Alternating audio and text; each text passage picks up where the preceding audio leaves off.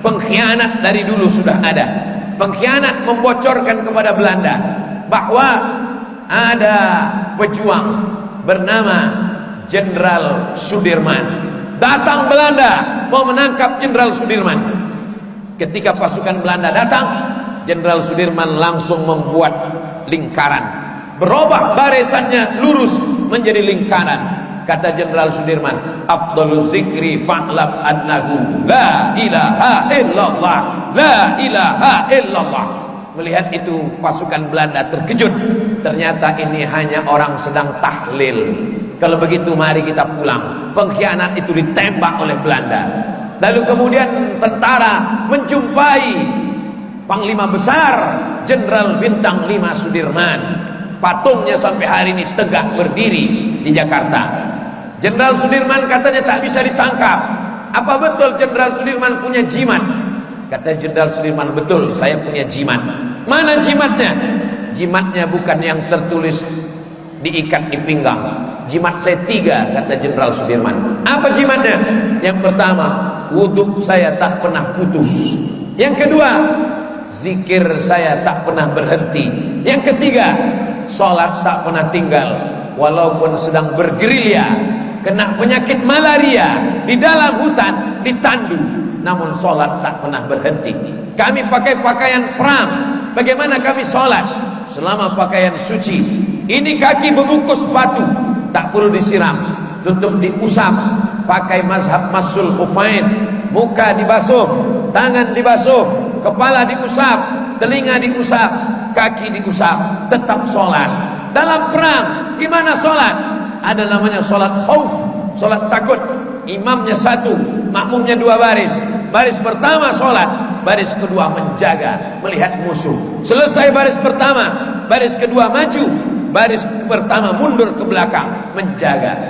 Itulah yang dikatakan Nabi SAW, wa aqamta lakumus sholat. Engkau tetap menjadi imam sholat, walaupun sedang perang, sholat tidak pernah berhenti. Sampai pada akhirnya peluru itu meletus mengenai musuh atau kena diri sendiri. Kalau kena musuh, engkau pejuang. Kalau kena diri, kau akan mati syahid. Apa kata Tengku Umar? Kalau aku hidup besok pagi atau mati malam ini, kalau aku mati malam ini, aku akan mati syahid. Kalau aku hidup besok pagi, aku masih bisa minum kopi di Maulabu. Tengku Umar menganggap hidup ini tak sampai setengah sayap nyamuk. Sepele saja dia melihat hidup ini. Mati malam ini, mati syahid. Hidup besok pagi, masih bisa minum kopi di Maulabu. Meninggal dia malam itu, dikuburkan. Apa yang terjadi? Kuburannya dicari oleh Belanda, dipindahkan 6 bulan dalam kuburan, dipindahkan. Jenazahnya tak busuk dimakan cacing tanah. Janji Allah, orang yang mati syahid tak dimakan cacing tanah. Cacing pun segan memakan jasad Tengku Umar. Kenapa? Darahnya adalah darah syuhada yang akan bersaksi di padang mahsyar nanti. Maka ketika terjadi banjir bandang, tanah itu longsor, kubur Hamzah bin Abdul Muttalib pada zaman Umar bin Khattab masih mengalir darahnya. Baca buku sirah sejarah sahabat Nabi, baca buku tarajim al-ulama, bagaimana darahnya masih mengalir padahal sudah meninggal lebih 10 tahun. Janji Allah Subhanahu wa taala, mereka yang mati syahid karena Allah Subhanahu wa taala. Besarkan Allah dalam hatimu, dunia ini akan nampak kecil di pelupuk matamu. Besarkan Allah dalam jiwamu, maka dunia ini kecil dalam pandangan batin zahirmu. Itulah yang diajarkan oleh para ulama hingga Indonesia ini merdeka, karena mereka membesarkan Allah Subhanahu wa taala. Allahu Akbar. Jabatanmu kecil, kekuasaanmu kecil, bintangmu kecil, yang besar hanya Allah. Allahu Akbar. Masalah yang kita hadapi ini kecil, yang besar itu hanya Allah Subhanahu wa taala. Pelajaran yang ketiga, jadikan jabatan TNI, Polri, ASN sebagai sarana amar ma'ruf nahi mungkar. Mengajak sholat, saya bisa. Mengajak tabligh akbar, Ustadz Jalfatullah bisa, tapi melarang orang jual ganja, melarang orang pakai sabu-sabu, melarang orang lem kambing, melarang orang korupsi, ini hanya bisa dilakukan TNI Polri.